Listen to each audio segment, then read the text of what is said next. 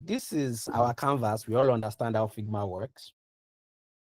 And we all understand that there are different situations where we need icons. Icons explain a lot of things to us in the way that they point us in the right direction of what to click on. It's like aided visuals. Icons are just illustrations in the sense that it tells you what this thing is. You might not necessarily need to read the text, or you might not necessarily need text in that area, but the icon itself says a lot. Let me go into here. Let me just get Iconify. You can see that Iconify is one of my most recent used icon plugins anyway. Now, Iconify, you have different types of icon packs. There's something called material design. Material design is Android's official design system. And when we say design system, pretty much just means everything that is used in all Android systems. And when I say Android system, I don't mean every single app that is on Android, but every default apps that typically come with Android, like the settings pages, the operating system in general. When you go inside your phone settings itself, the icons pretty much have a particular style that they use. But then they have different levels of them. There's material symbols, and they have different types for different uses, depending on what year of material design you are referring to. Over the years, they've changed and upgraded. It has changed a lot, but there's still a documentation of the old versions, which is why you would see a lot of them. Some of them are font-based. They are fonts that are pretty much material design that if you type in anything, it becomes an icon. They have those types as well. Now, when using icons, there are some things that you guys need to note. Consistency is very important. And when I say icon consistency, let's try something. Let's say I will drag in a few icons in here and yeah, would look into them a bit. Let me drag this one. Let me drag this in. Let me drag this in. Let's go for this guy. Then also I'll go deeper and let me just find other types of icons. And I'll tell you what that consistency pretty much means. Based on all of these different examples, why should they be used together? Why should they not be used together? And I'm even going to focus on just the stroked icons. We have settings, and then let's try user. Let me grab this. Let's try this. Let's bring this in as well. What else should I bring in again? Let's say security. Those are some of the common icons you will find in almost every app. It's kind of typically a shield, but let me just bring this in. It all applies. Every icon means something. You should be able to at least reflect what that means. What else can I see as? Okay, let me just put this in there. Let's just say these are the icons. Now, you guys will notice something. Every icon I brought in came with their own frame. Very important for you to note this. These frames are very important. Whenever you want to use an icon, you don't drag the icon. The frame of the icon is what actually matters. This is how you use the icons. The icon itself is the icon plus its frame. This is how we size icons. The icon itself will never be equal width, equal height. There are some icons that are equal width, equal height. But the frame will usually come in an equal width, equal height type perspective, which is why the way we size icons properly is by using their frame as the benchmark for their positioning and their spacing from other things. Understand? We don't care whether what is inside is very tiny, as long as the frame outside of it is of a proportional size. 8 times 3, that's 24. You understand? That consistency of multiples of 8 is very important to note that. Now, all right, 24 by 24. But then I want you guys to notice something. What's the difference between this icon and this icon? The thickness of the stroke. You guys will notice that the thickness of the stroke matters a lot when it comes to icons. The thickness is different. Therefore, if we start using icons with this thickness, and then we cannot find something in this same thickness for another icon, we cannot use this in collaboration with this. There's an inconsistency. The thickness needs to match. Now, the thickness here, if I zoom in very well, can anybody guess how many pixels the thickness of this is? This is 1, 2, width, that's 2. the thickness of the stroke is 2 pixel. You already know that. If we come to this one here, you guys already see that this is 1. This is half of 1, then half of the other. This is 1. If I wanted to make this thicker, I could get manipulative, but I'll try to manipulate it as much as I can. Let me select this. And then let's try to add a stroke to it. But the stroke we had here is saying inside. We want it to be center. Now we have added a new stroke of 1 pixel to it, and now we have equal looking icons. You can manually manipulate your icons. Now, some icons will come as fills, meaning they've been created. Some icons will come as strokes and not fills. You understand? But if the icon comes as fill, you can actually add a stroke to it to then make it a thicker one to match the one you had before. But then this is not over yet. How can we now cement this to make sure that when we hand this off to developers, this thickness doesn't show as a stroke? Typically, just let me make a copy for you guys so that I can show you the difference. There's something we will now do. I'll select the icon and I'll right click on it. You'll see something called outline stroke. Once I see outline stroke, it's no longer a stroke. Now it's a fully filled icon. But the problem that we are going to now have is the vector points is going to be all fucked up. And I'll talk about these vector points in a bit. There's something called SVGs. There's PNGs, there's JPEGs, there's MP4s, MP3s, whatever. Right now, these are all file formats. Everything we create in Figma is SVG formats. Scalable vector graphics. That's pretty much what SVG is. Scalable vector graphics. That is what SVG means.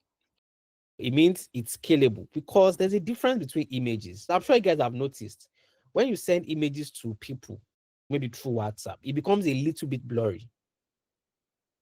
When it's like a JPEG or whatever, it becomes a little, it loses that quality. One thing about SVGs is that SVGs are code. All of these things that we're looking at, to us, it's visual. But it's actually, when we actually export this, it's going to be in code format. Because no matter how much you zoom into it, it will never lose its sharpness. SVGs never lose their sharpness, no matter how big or small you make them. Let me take this one for example. Let's make it large. No matter how large I decide to make it, if I zoom in, see, the edges are still fucking crisp. You understand? See how clear and clean it is. SVGs would never lose their brilliance and their sharpness. That is typically how SVGs work. Beyond that, there's now something we can now do with SVGs.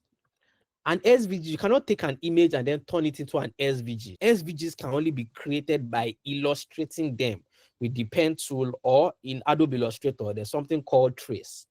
Adobe Illustrator would take your image. I wish I see Illustrator here. But Adobe Illustrator can take your image and then break it down, all the colors, every single dot of colors, and then turn them into small boxes or small pixels of different colors that blend together. It will look like an image, but it's not going to look exactly like a high definition image because SVGs can only do so much. So it's going to look like a cartoonized version of you. It's only drawn things or things that are traced, right, by either by hardware or by software or by somebody who does that manually, that can actually be turned into SVGs. Anytime you're working with any developers and they say, oh, export that image as an SVG, you have to tell them that sounds very stupid because there's no such thing as an image that can be exported as an SVG.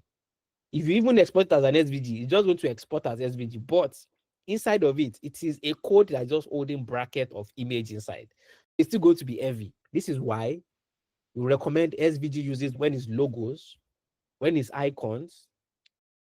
SVGs are they are very small. They make your apps and websites very lightweight. If you have big images that are going to be using in your website, it's going to be slow to load that website, or the app will take more space on your phone. If you guys notice, for every video, image, and more you use Instagram, your memory is getting low on your phone. And it is because They are consuming so much content. A lot of it is getting stored somewhere called the cache, CACHE, right? Now, the cache is just like a random access memory type storage. It stores a lot of information, especially all of those reels, those stories, those things that we are creating. It stores them as like backup. That in case you need it again, you can pull it up from the app. If you clear your cache, all of those things are gone.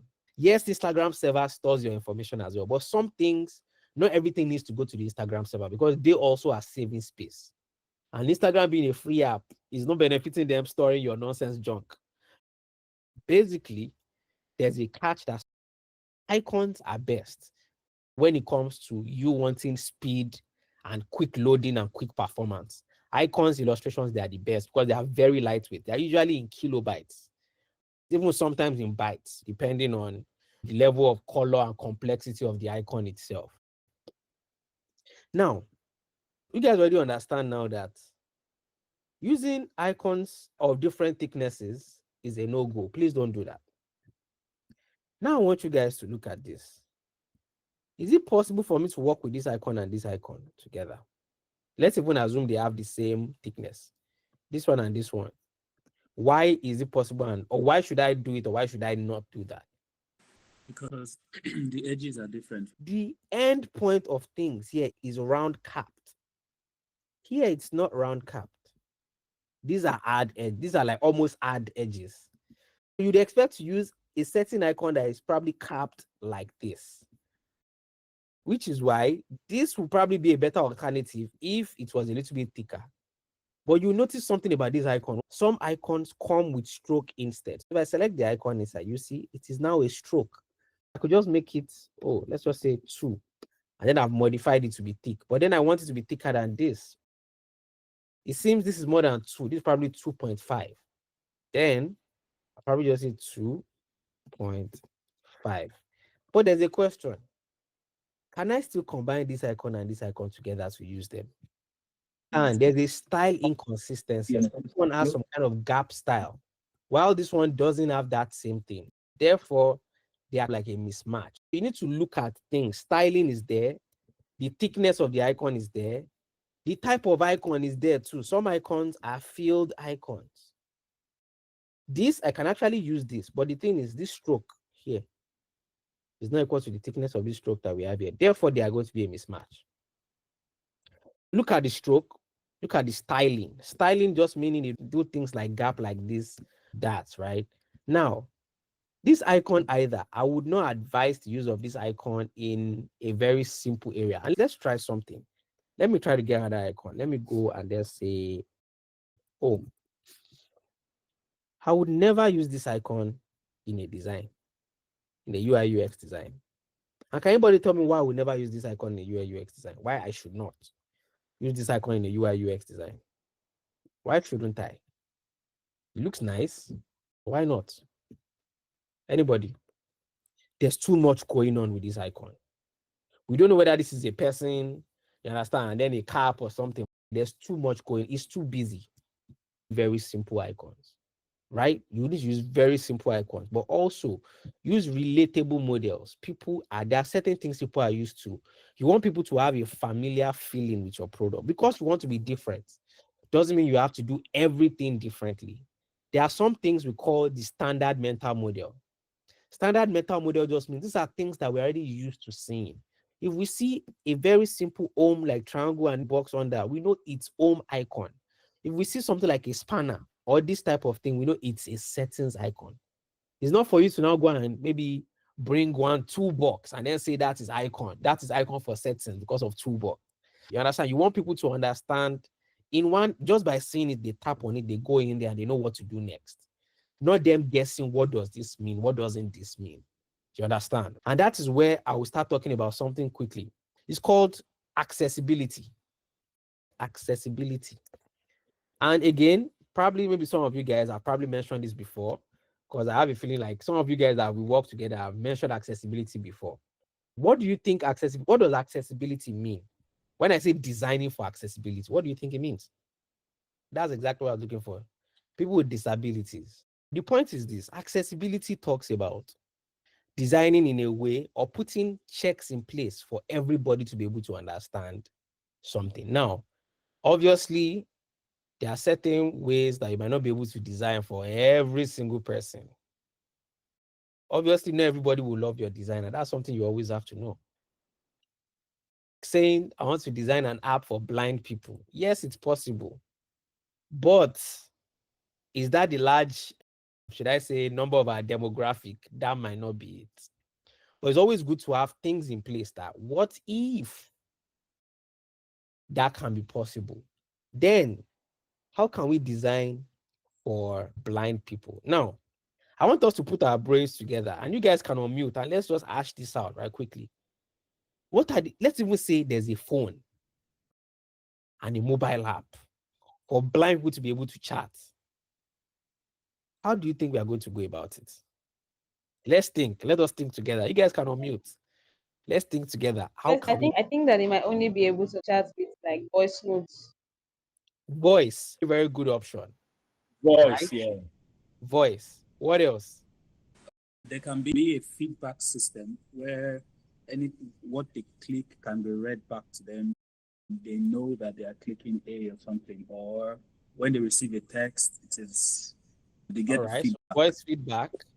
So It's we've mentioned Tones, voice entry. We mentioned voice feedback. yeah. What else? tones, Waiting. tones. Like when a number is clicked, they get a particular tone because blind You people get to understand? recognize That's the tone. old school. Taking us back to the old school. There's still a lot of value in the old Exactly. school. What else? Funny enough, this is actually something I think about this a lot. I can't have an answer, but like one that would probably be a very good idea because I always think about it. How will it get to the point where I get to the right person on the app? How do I navigate the app? That's a very interesting one. And what I can say is going to be a combination of one thing that you guys mentioned, everything you guys have mentioned. Tones is good, but there's something we call the haptic feedback. There's an haptic feedback. I'm sure some of you guys still have that enabled on your phone. Some people's phones are just apparently silent. Like me, I don't think my phone has rang out in probably the last 1 or 2 years. My phone is always on silent. Most times I get a missed call, then I call back. Understand? But sometimes when I be with my phone, then I pretty much will pick the call when I'm coincidentally with my phone at that point. There's something called haptic feedback. Haptic feedback means when I touch something, my phone vibrates just a little bit. That tiny vibration. I'm sure you guys have it. When you are typing messages on your phone, that is haptic feedback. Now think about it. If this app was designed for blind people, I'm sliding my finger on the screen. So it's giving me haptic that, oh, you are currently on an app. Then it reads it out. Oh, that's Slack. I slide again, Gmail, go down, photos, go down. It vibrates every time my finger is currently sliding on a particular app. Then once I know I'm at the app I want to go to, oh, now I'm on WhatsApp, tap, and then I tap, and then I'm inside. I can't see, but the haptic feedback is already telling me I'm currently on an icon. Then the voice is telling me what the icon is. You understand? It's kind of like a screen reader type thing. Yeah, very interesting concept. Yeah. Basically, that is what we call accessibility, considering everybody. Also, part of accessibility as well, when we say disabled people, we typically use disabled is used very loosely in product design, which is why we have something which you guys should actually study. You guys will learn all of these things. Something called WCAG standard. This thing, any interview you go to, you must mention this. If it's any good paying job, you understand, and they'll pay you well, you must mention this. I remember an interview I attended very early last year. I was called Ghana. I went to the interview. I already knew I was not going to take the job. It was obvious. And then the guy was asking question, oh, what is the most fancy design that you've ever done? I'm like, while I was in the meeting, I called go check the guy LinkedIn. How many years experience this guy gets? Obviously, it was arrogant of me as well. But I was like, is there about how fancy the design is? But then I showed them a bunch of stuff and etc. And then the guy said, oh, what questions do you have for us? My thoughts was, okay, let me pressure this guy. I asked him, I said, boss, I see the things Konga are doing, and it's impressive, even though I'm not impressed with Konga. It's not really, I don't think they are really doing anything innovative anymore. I was like, boss, there's something about WCAG standards, and I want to understand how you guys use WCAG standards to measure accessibility. And this guy was just saying rubbish that did not have anything to do with accessibility in any way. I mentioned WCAG standard, did not touch on anything about contrast ratios, font sizes. I was like, ugh. I was like, this one cannot be my lead. The point is, you need to get to the point where your knowledge is fire. You have the theoretical knowledge, but behind the theory, the practical itself is mad. When it comes to WCAG, already what we are doing here is part of WCAG. We are considering how people might interpret what this is. Obviously, it's a home, but not everybody will see it as a home. You have to design for everybody, something that everybody would understand when they see this shit. You understand? Part of WCAG standard is saying as well, one of the things it says is the contrast of things against the background. This color is very dark, this background is very light. They work great together. They work perfectly together. You understand? But what if our color was then something like this? This is not very great contrast. WCAG, there are ways to measure these things. We get to that point where we talk about that specifically. But you have to consider accessibility. That's just what I'm trying to say. You have to consider the usage of these things. It's very important. How will people perceive it? Are they consistent? Will they look the same across? This one too. Would I use this for security? Not really. The only reason why I might use this is in the context of where maybe I'm building something that is like a file management system. And then I'm showing that you can secure your file, a particular document. Then I can use this icon. But if I'm saying general just settings and changing what's it called? Because it's like a combination of document and then security shield. I can say, oh, that's what this means. But if it's like general security settings, I don't think I would use this as the icon for that. I don't know if you guys are getting me. You have to be very careful the things that you use, right, to depict certain things. You understand? Yeah, I think those are just the things I wanted to mention at that point. Let's now try an exercise. How do we use icons inside of a UI page? I always love using the iPhone 13 mini, which is this guy. One of the things I like to do first is I just add Shift A, auto layout, straight up. Now I'll tell you, but one thing I'll do is whenever I have a page, I'll make sure the width is fixed and the height is also fixed. So that when I bring things inside, it's not resizing itself quickly to it, you understand? Let's now try something. You want to do an app that has multiple types of icons at its navigation. Let me just go down. Let's list a few things.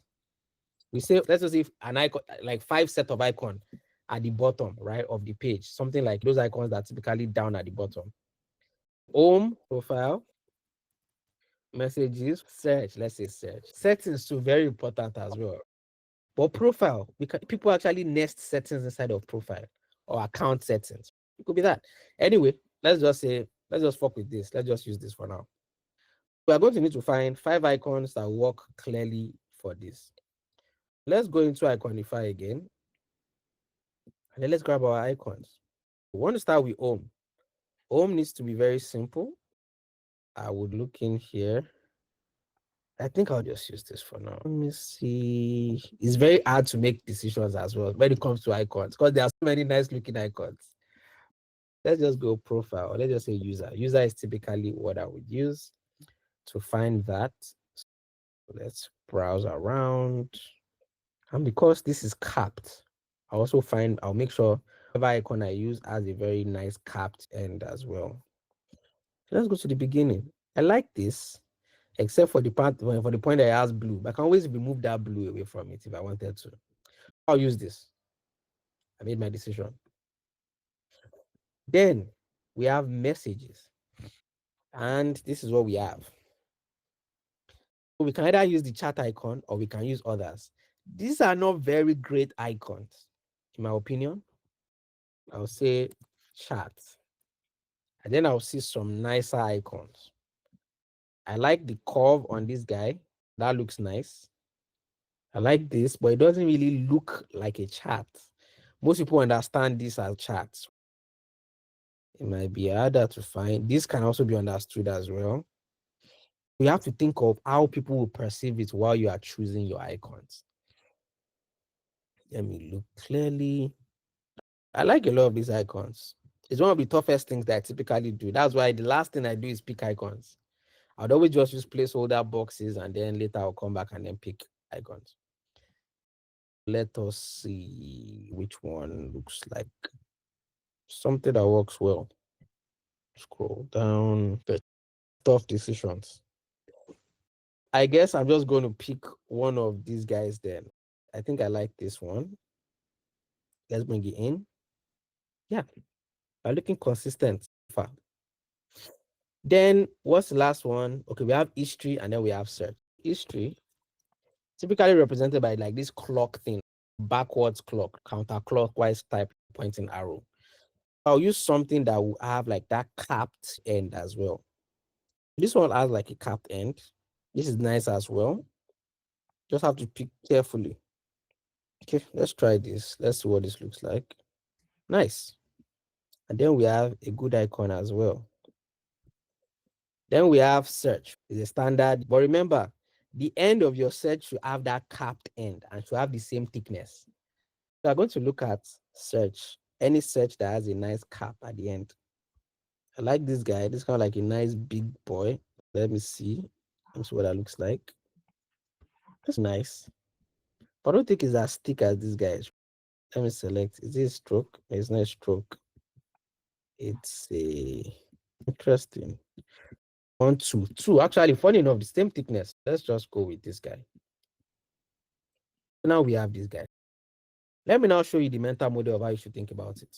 And I'll use the pencil tool to show you guys something. So the idea is that we want to have a tab at the bottom. We want to have an area down here where we have icons showing with text, sometimes without text. Remember, in wireframing, we always represent icons with X, and then we just say text. Instead of having to draw all of that again, I'll just use my pencil tool to just select and just duplicate. Just select each particular point, and I'll just duplicate to the side. 3, 4, just say 5. This is what we want to achieve. But how do we get this in a way that is structured and we can resize it freely? But remember, we are going to be using auto layouts. Now, what I would typically do in order to make anything at first is I'll create a frame. And my frame is going to be, let me just duplicate this guy. So that you guys can get what I'm trying to do. I'll make the frame black so that I can see that new frame. I'm going to drag that frame into this place. You guys will notice something. You remember, I've already added an auto layout here. Therefore, this guy will want to be inside the auto layout. And remember, my auto layout has already set my padding to 8, 8. You understand? 8 top, bottom, 8 top, left. I'll just set that to 0 just to allow things flow naturally. Now, one of the things I want to do is I would want to leave the battery bar at the top and then these guys at the bottom. Now, I'll control D. Remember, this entire thing, there's an auto layout pointing up, down, but the spacing between them is 8. I'll just say the spacing I want it to be auto. Auto will make sure they are spaced end to end. That's what auto will do. For this one, I can now freely size this guy. Instead of 24, I'll just increase the height to whatever I like. If it's 80, 80 is fine. But for the width, I'll now do something extra. I want the width to flush to the end. I'll just come here. I'll just say fill container. Now I've set it to fill the container. Now, that fill container now makes this particular frame responsive. If I stretch this, it's going to stretch with it.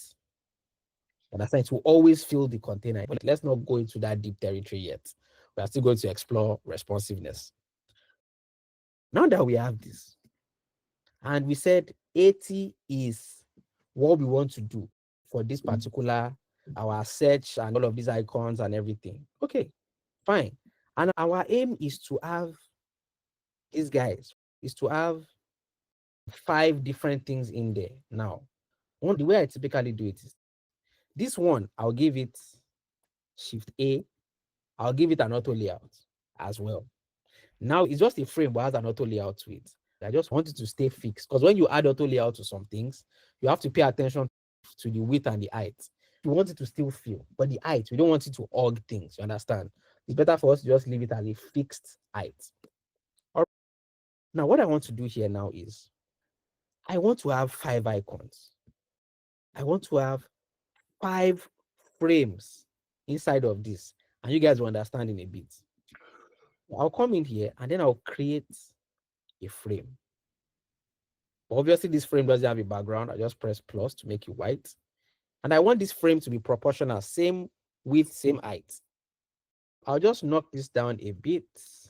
And let's just take it down to about, let's say, 72. And let's go lower than that. And yeah, 64 is fine for now. Now, I want to have 5 icons. Each of my icons will be housed in here. But before I do all of that, I want to first set this guy again to be an auto layout on its own. I'll select this and then press Shift A. Now this guy has an auto layout again. Now, I now want to have a placeholder for my icon and then text inside of this. So that all I'll just be doing is just paste to replace.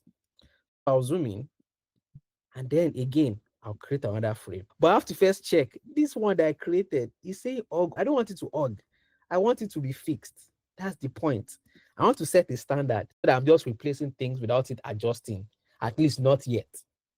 Now watch. I'll now create this frame and then I'll just size it. And the size of this guy, I want it to be 24 by 24. I'll just come here and I'll just set it to 24 by 24 because my icons here are 24 by 24 size. I'll make it dark. I won't use color. Sorry, I don't give it, you guys understand what I mean. Let me just cut it and just paste it inside here. If you guys notice, this is a frame that has an auto layout on it. But somehow, our icon is not in the center. It's leaning towards the left. Why is it leaning towards the left? Can anybody tell me? Inside this box, why is it leaning towards the left side instead of being at the center? Because of the alignment. You understand? This alignment map of the auto layout. Just set it. I want it to be at the center. You understand? Now we need text, Abby. I'll just say label. Typically, it's just called the label. Now, these labels are usually not very big. It's either 14, 12, or 10. But for now, let's just do 12. I'll cut that too. I'll come here and then I'll paste it inside.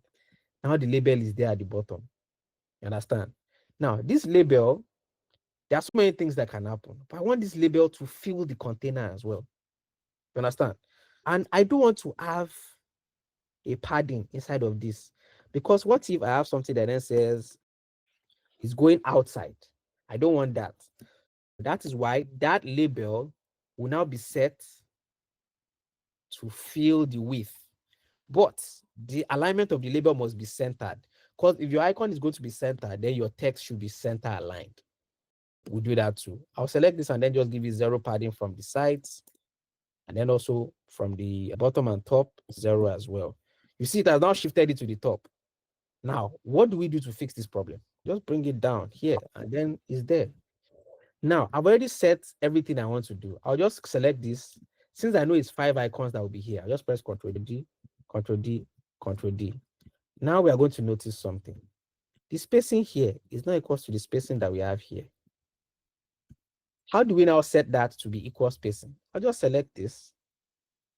And how do we now set it to make sure that the spacing from this side is equal to this? What do we do?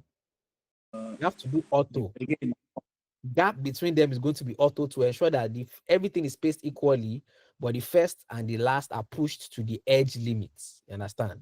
Now we have equal spacing at the end here, equal spacing here. The only thing is just that the gaps between these guys, all auto, is automatically calculated. Now watch what happens.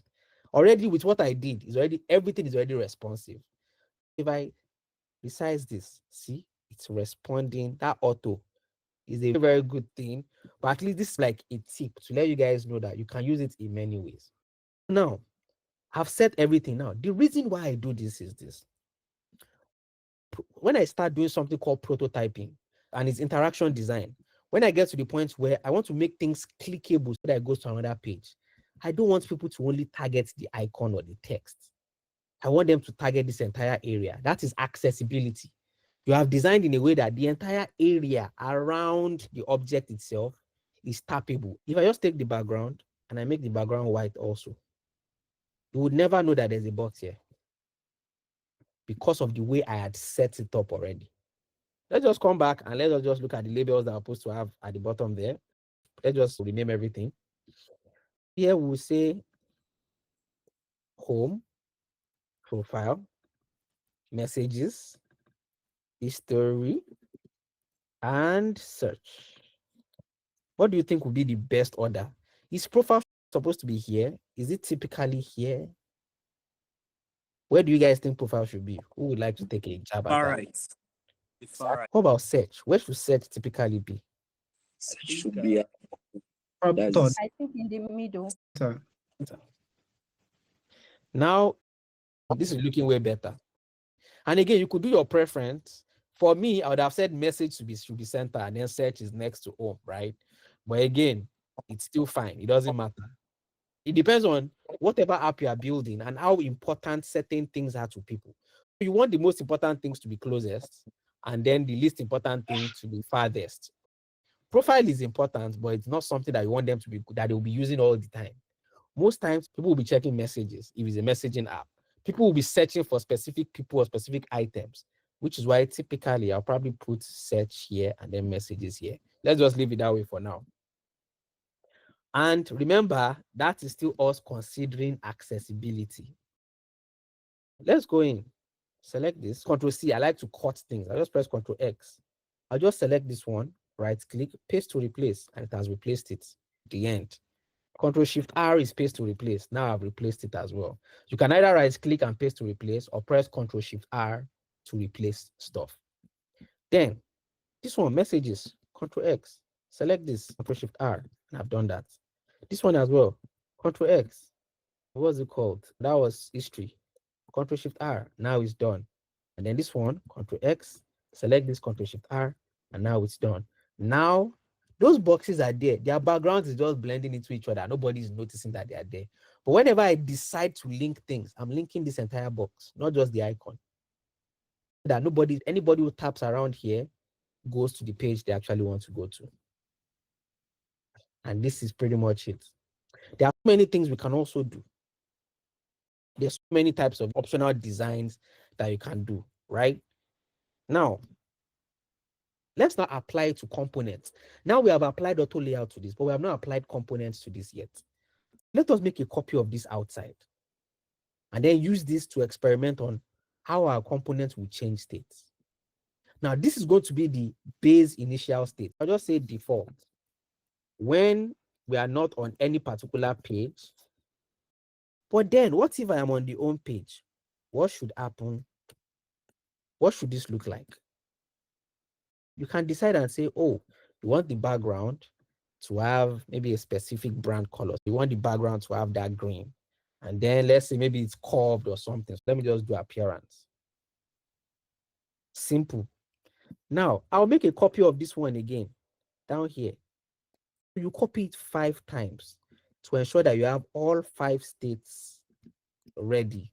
1, 2, 3, 4, and then we need one more, 5. I'll just select this one and I can just hold shift and just select each one of them rather than doing it one by one. That's a waste of time. I'll just come to the colors.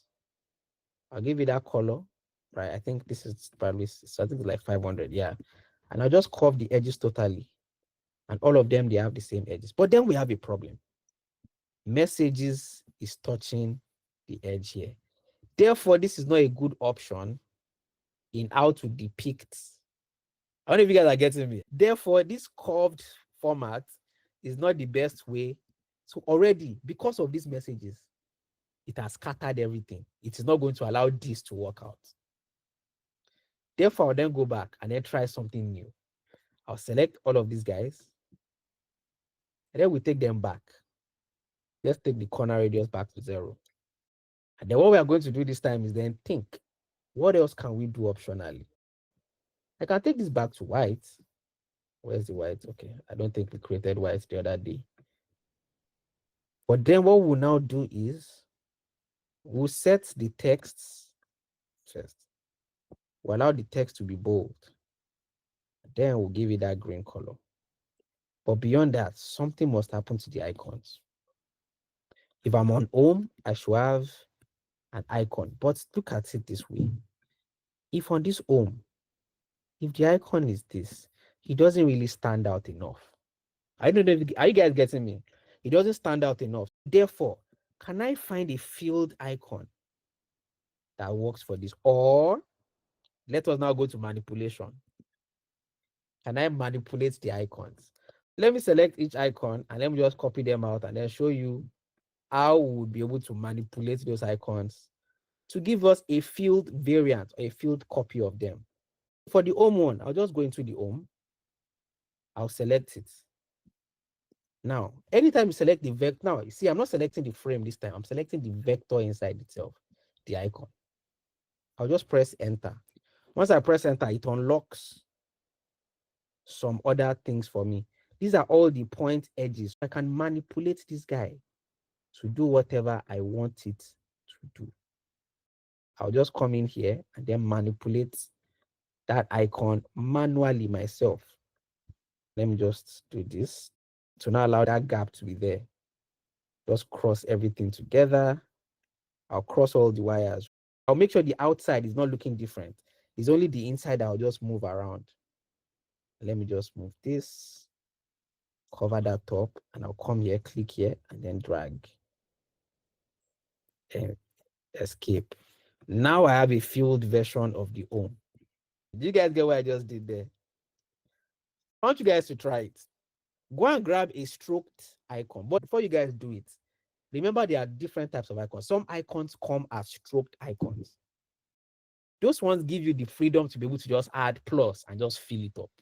Let's watch. This one now is also a fill, it's not a stroke. Therefore, to manipulate this, I press enter.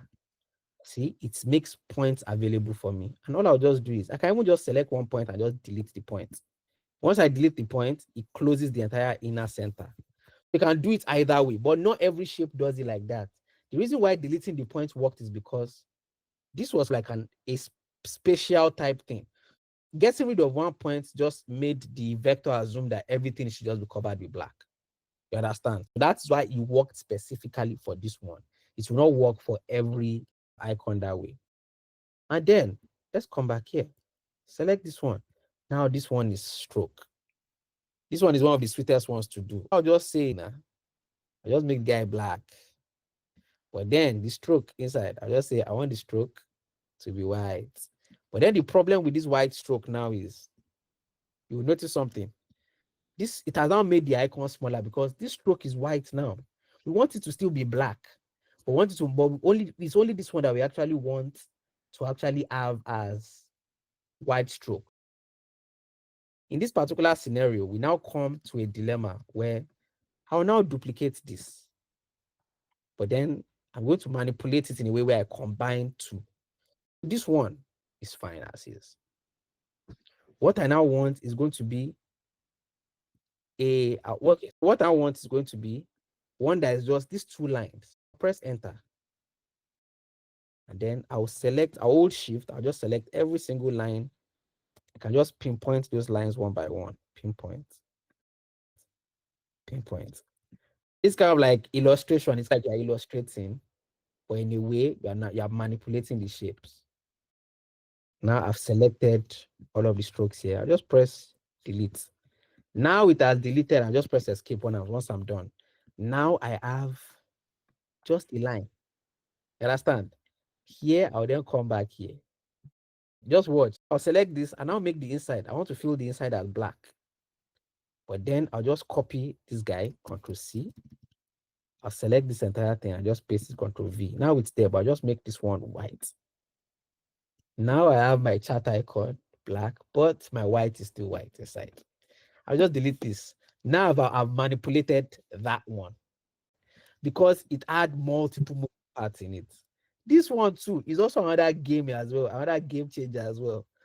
I'll also do almost the same thing. I will do duplicate. What I now need is this guy that is inside, right? I just double click this line. I'll first delete that one. I can see that these two are connected to each other in a way. I need to get rid of this one. Double click on it, and I'll just select the points of the first one and delete. Escape, and now I have only this. I'll come back here. This one is luckily a stroke. I'll just add a fill to it, make the inside black. I'll take this one, make it white. And then I'll copy what is inside. No, not the frame, what is inside, Control C. I'll select the frame, but then we still have a problem. We have a problem here where our line, there's a big issue there. How do we make sure only half of it is showing black, but the other half is showing white? I can select this guy, select that's that line. What I will then do here is I'll remove the fill to allow it to be straight, but then I need only half of it to be that. Let's do it again. I'll delete this one and then I'll duplicate. It's kind of like you have to be very meticulous about manipulating these things.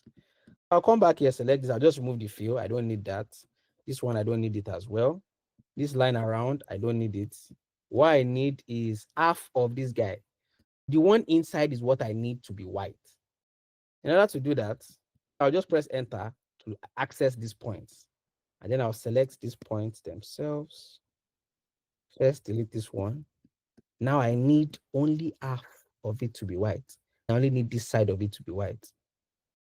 What I can do is I can delete this, and now I have this. I'll just press escape. And then I'll select this line. Hold on. The vector, I'll make sure it's white this time. And then Control C.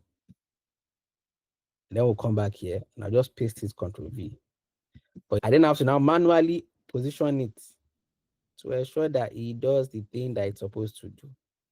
You see, there's this small space in here. You now have to this is now where you have to manipulate. It's a lot of work. It can get boring, but it's always exciting for me personally. Now, I will now look at it. I'll say, okay, what is this position? I'll just try to use my ruler tool. And then I'll zoom out. I'll select my ruler. Oh, Figma doesn't show us position of our ruler again. Ugh. Okay, let's just forget about the ruler then. Okay. Now, what I'll just do is I'll select this. And there's something called the X and Y position. Y means up, down position. The up, down position is fine. The X position is 3.5. First, I'll get rid of that 0.5 and say 3. And that basically fixed that problem. They are now perfectly matched together, right? Basically, I have the line I need. And let's just get rid of this. Now, what I want to do is not exactly this. I'm just doing a placeholder. And you guys will understand what I mean in a bit. Now, for this one, to change, maybe all I'll just do is just change this bottom side. I don't have to make a duplicate. I'll just select this. And I'll say fill. Let's make it black. And I think I like this cute little nudge coming out there. Looks like a stand or something. And pretty much these are the icons. All I'll just do is grab this one, Control X. I'll come to this one, the entire frame here, right click and paste to replace. For the next one, Control X as well for the search. Select, right click, paste to replace. For the third one, Control X, paste to replace. For the next one, Control X, select, right click, paste to replace.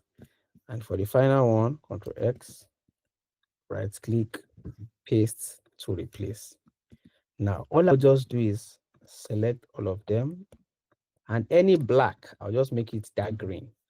Since this is the black, anything that is black will just be dark green. It's like green 600. And then pretty much this one still looks ugly as hell. But that means we have to fix something here. What are we going to do to fix this? I can just say, I want this to be, maybe I can make this a little bit different. I can select this line and just say, instead of white, let me just make it a darker version of that green. And this one too should just be a darker version of the green. And now I have something unique. I'll just go enter and I'll select the other leg that is inside here just to get rid of it since it's not necessary. And now I have a unique looking history type thing that works. It might work, it might not work, right? It always just depends. And here I can say instead of that blue, let's use a darker green because the greens will always complement each other. And then I have the states of this one, that all of them are now in here. How do I now make them a component set? Can anybody tell me what to do to make them a component set? I'm creating component sets. Okay. They have to be a set that I can switch between them. Create component sets, and I'll just say, I'll just name it as main navigation. But then you guys will notice something. It's telling us that there's an error. Some variants have the same property values applied. Change the values of this property to resolve this. That means this one is called default. This one too is called default. This one too is called default. It doesn't make sense. You can say this is the default. This one, I'll just call it home. Now, that one has been fixed. Here, this one is just going to be called search. Now that has been fixed. That error is no longer showing. The next one still has it. But once we change it, messages has been fixed. Next one here as well, history has been fixed. And the final one, profile. Now we have everything fixed and there are no longer conflicts in here. What this now means is I can take this Control C and just come here. I remember this is not a component. That's why this one is in blue. I can just Control Shift R, paste to replace. But see something, see what's going on. You don't do field already because these guys are like just set in a specific way. You understand? I'll just come back. The height is typically 80. I'll just grab this. Now I have my set. What this just means is if I now have created a page template, if I have multiple of this and I want to show, oh, the next page is going to be for the search page, I'll just select this component, switch to search. Now the search state is there. If I want to do the next one for maybe to be messages, switch that. If I want to do the next one to be history, if I want to do the next one to be profile. And then I have all of them. If the first one should be home, then home it is. I can switch it at will to do whatever I want it to do. When we get to prototyping, there's a trick to it. What you link is these guys. You don't link these guys to each other. You link these guys to specific pages where they switch. But we are focused on icons today, you understand? Let's focus on just icons. So these are pretty much how you can use icons in different ways, right? Now, let me now do an example of something for you guys. Let me grab this and just make a copy outside. You can see that this is no longer a component. What if I wanted to have an icon that changes from one version to another, just for fun? I wanted to change from this simple one to the filled version. Let me just Control Shift R. Let me take this back to black. And let me go back to regular. And let's just say this one has maybe like a small green tint at the back. Just for now, if I want them to switch, if I tap on it, it switches to this, and let's say maybe home on, then home off. What I'll just do is combine both of them. Sorry, I'll just say component set. I just name them toggle. So this is what we call a toggle, right? Now, in this instance, I want it to be that if I tap on this, it changes to this. If I tap on this, it changes back. Then we are entering interaction design. I'll just come here. I'll just say prototype. I want to link this guy to this home off. And when I tap home off, I want it to change back to this. I'm not going to be linking these guys to pages because it's just changing the way it looks. Anything that only changes the way it looks, you link it together in its before and after state. Just think of it as a before view and an after view. And then you can then do the setting. You want it to be smart animate, meaning it animates the colors and it changes into the other one, and then smart animate. Now, what this just means is if I have a copy of this guy, if I have this button here, and let's preview it. If I have that button there, if I tap on it, it will change. It to come on, come off, come on, come off, come on, come off. Because, and the reason why Smart Animate is working this way is because it is the same icon that we changed into this. Was this one that we changed into this. You understand? We did not change the name or anything. It was the same icon. Because when we're manipulating it, remember, we just tweaked the points inside of this one. We got rid of everything and just crossed them together. Smart Animate, we just look at them as, oh, it changes the way it looks and the state. You understand? But we are going to have classes dedicated to high fidelity interaction design itself. You guys will see how to animate stuff. You see how to even export your own animations. It's actually a very interesting concept. The underlying theory is what you need to know. Once you understand the underlying theory, everything else is beans. You understand? Now, we've created a toggle just from having the same icon, but using it in two different ways. And that's pretty much just that.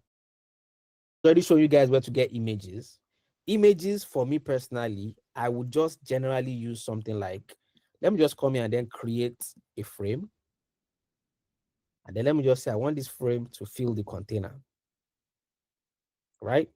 Now with this frame filling container, I can say I want to have, okay, let me try something. Okay, yeah, I have an idea. I can say instead of 100, I want this to be about 240 height. Now I want an image to be here. You guys already know how to add images to stuff. I don't even need to teach you guys that. But there's a plugin called Pexels. I think Tori already showed you guys. Pexels is already here. Any image you want, whatever the image, you can just say, I want to show somebody's face. You can pick anybody's face. I'm tired of seeing these people's faces every time. I hope they will just upgrade, this list.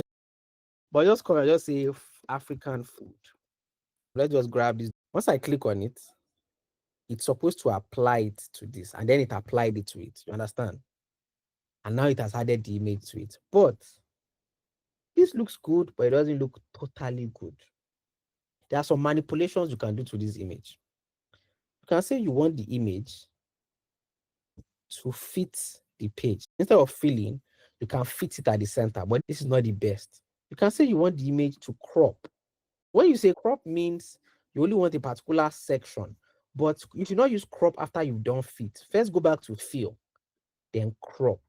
And then you can then do like a drag and rearrange. That only a particular section of the image is showing in there. I can decide and say, okay, now that I have this, the frame has the image and everything in it. I want to have a padding from the edge. I am not going to pad the entire page. One thing I'll just do is I'll grab this guy. I'll say I want to have a mid section. I can select these two to be the mid section, and anything else I'm creating will just be inside this middle. I'll just press Shift A. My padding, because if I do a padding, it's going to pad this guy, and we don't want this guy to change. I'll just do, now we have an auto layout inside. I can then pad this one. Understand? But the problem now is because of that cropping that we had done, cropping is going to spoil it. Cropping will make the image be squeezing together. You understand? And we don't want that. I'll go back to fill again. And then it looks a little bit better, but this chord is not looking so nice. So it's not the sweet spot. So I'll go back again and I'll adjust it by going to crop. And then I'll just move it down. Because the main cause of the meal is the shaking. That's the most interesting part of it. And now I don't care about the guy's hands, but at least we can see a little bit of it. And now we have very nice imagery working for us. You understand? Images, Pexels is very good. Anything you're looking for, load that plugin up, search for any kind of thing, and then you would find it in there.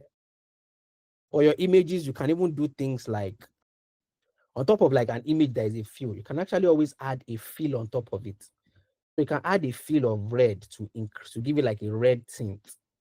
You understand? Or a green tint or a blue tint, or even a black tint to make it look darker, so that you can put a bright text on top of it. So you can see here, you have two fills. Your image is the base, but on top of that, there's now a black that is just 70% opacity. So you can see through it, but not fully. But if I reduce the opacity, it's now very visible. You understand? The lower the opacity, the lower the visibility of that. And yeah, I think that's one of those interesting things. There's something else you can do to your image as well. Let me come back to this crop. I don't think I positioned it to the center. Let me do it. You have to be very vigilant to those things. I can make this look, that stuff that you guys were saying, oh, that they did like Google Chrome, or is it Google Meets, is now doing like a blurry background. I can actually do that same thing. I can do a Control D, and then I'll select this one. I'll just say, I want this one to fill it. Typically, your picture is set to fill. And then I want the width and the height to be equal. Maybe the width is going to be 120, height to 120. Sorry, 120. Wait, hold on. I was like, am I doing the wrong thing? Now, I just want to grab this frame and I want to put it inside of this frame. I'll position it to the center manually myself. Why don't I just select the main frame, make it an auto layer, everything is in the center normally. This one's 0, this one's 0. I don't need all of that. But now it's scattering everything. You have to pay attention when you add an auto layout to make sure things are not org, but they are set to fixed. And then I'll just center it. Now, I want to have something like a profile picture, Abby. Okay. Let us curve the entire circle. This one now, what do we now do to get that blurry feel? I'll just come to effects, click on plus. We don't want to do blurry drop shadow. We want to do, what's it called? Layer blur is what we want to do. And then I can then increase that blur more and more. But the problem is, it is now blurring our entire frame. It's blurring it too. But we actually want it to apply to only this image in the background. Therefore, the problem is, if we're applying it to this, it's going to blur what is inside of it. Everything inside of it will be blurred as well. That is the problem that we have. There's this trick that we typically use, and it still applies today. Then I'll now create an empty frame, but that frame is not going to have any fill or anything. Then I'll detach this frame. But again, just let me give it a white distance so that we can see it. Because if it's empty, we'll not be able to know where it is. I'll just give it a white color. Then I'll detach it from the auto layout. And then I'll manually position it to the top left hand. And I'll just resize it to fill the entire thing. But then I want to send it to the back. It's under. Now, it's like a layer that is on top of the background of this main frame 6. I'll just select this and I'll reduce the opacity just so that we can see it. But then there's something I'll now do to this guy. I'll add effects to this guy, but this time I'm not going to do a layer blur. I'll do a background blur. This layer, anything in the background of that layer is going to be blurred out. Blur, and then we'll just increase that blur. Let's just allow it to just so that we can see a semblance of the food just a little bit. Let's just do 20. Now, I can increase this to be whiter than this or less white. You understand? And then I'm controlling how visible or how saturated the color is. And then that is how you get that. And basically, everything that Google did, we did everything in how many minutes. And then you can curve the edge if you want to and all that. Even if you want this one to have a white stroke, just select it, stroke it, give you white stroke that, is nice. And then you want the stroke to be thicker. Maybe it should be at the center instead. It's not crazy. It's not really something that, is that. But again, these are the little things. These are the little concepts that are applied to like get the amazing results that everybody is shocked by when they see them. And you can select as well and say, oh, that layer that is blurring the background, we want that layer instead of white, let's make it black. Then it can be darker. You can increase it to make it darker or less. If it's not there, if it's 0, it's going to allow you to see everything. But the moment you have some color there, then you can control it darker or brighter. And then that's pretty much how you can use images to achieve some amazing things. And again, I can choose and say, instead of an image for the background, let me even make it a video. I have videos on my laptop. I just like to feel things first. And now I'll go choose a video for my laptop. Oh, there's no videos here. This one is still a new laptop. Apparently, I don't have videos here. Let me just go back. But basically, you can find videos and then just load them up in there. And then you have something that is moving here at the same time. The background is also moving at the same time. And then it gives that mirror effect. Something is happening, like picture in picture type thing. There's nothing you cannot do with Figma. You just have to be creative enough and know exactly what tools to use to achieve what results, what to apply here, what to mix together to do specific things. And that's pretty much that. One of the most interesting parts is going to be when you guys get to the point where we are doing stuff around interaction design. Trust me, that will be the most interesting part of the class. But the point is, beyond the basic interaction of linking pages to pages, you guys will do toggles, you guys will try animations out, you guys will try how to export the animation in a way that you can post it in places. You guys will try over effects, just so that you can add some kind of pizzazz to design, you understand? Concepts, because it's very important to know those things.